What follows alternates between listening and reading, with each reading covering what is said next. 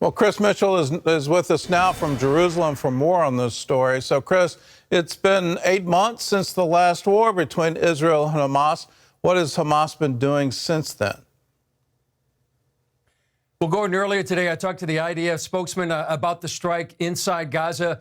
You can get this from other sources as well. What they're doing, they're rebuilding, getting ready for the next war. They're investing in its military infrastructure. That means they're adding to their rocket and their missile arsenal that was depleted during the war back in May and diverting materials to its war machine. That means concrete that could have gone to schools, homes, hospitals is going underground into tunnels and the bunkers. Just recently, they had a training exercise. You could see it on video. They were just training to kidnap Israeli soldiers and come against Israeli military infrastructure. So in short, when you add all that up, Gordon, right now, Hamas is just working towards their goal of destroying Israel. As we said in that report, it has a covenant to destroy the Jewish state. Well, let's talk about the rockets that were launched. What kind are they, and what's the significance of the range? Well, the range is getting more and more right now, Gordon. They're getting more precision-guided missiles, not like they do in Hezbollah up on the northern border, but it's very concerning. They can reach Tel Aviv. They can reach here in Jerusalem, and that's the concern of many. And as they get more and more of these missiles, and they get more precision-guided missiles, that's really a game changer for Israel, Gordon, and especially if they get more technology, drone technology as well from Iran, which has sophisticated drones. All that is just added to the military infrastructure that poses a threat not only to southern but central Israel right now.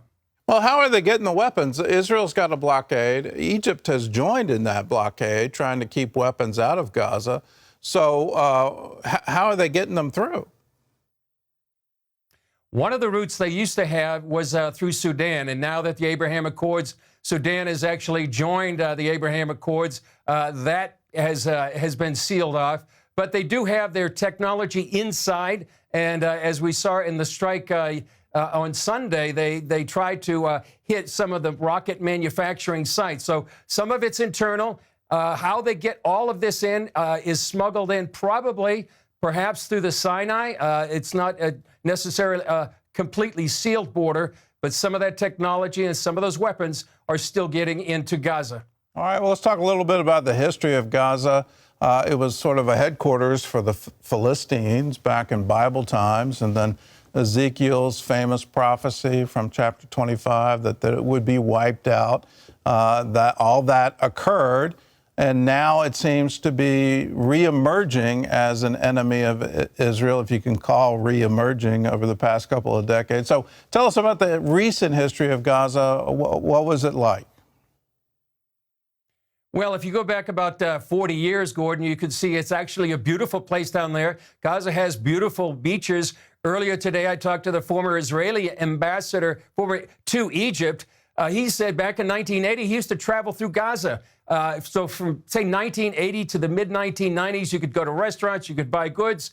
I've heard this from Israelis for years. Many of them would go down to the Gaza Strip. Many of the people in Gaza would go up to Tel Aviv. And so it was a far different picture than we have right now.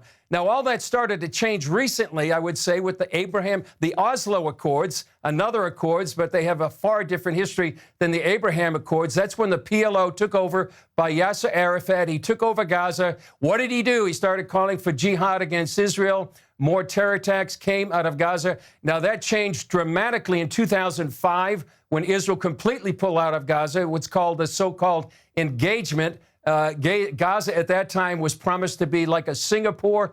2 years later, in 2007, Hamas took over from the Palestinian Authority. So that was the reign of Hamas that we see now. So 4 wars later, from 2007, we're now waiting for the next one. All right. Well, Chris, thanks for the insight. Thanks for the report.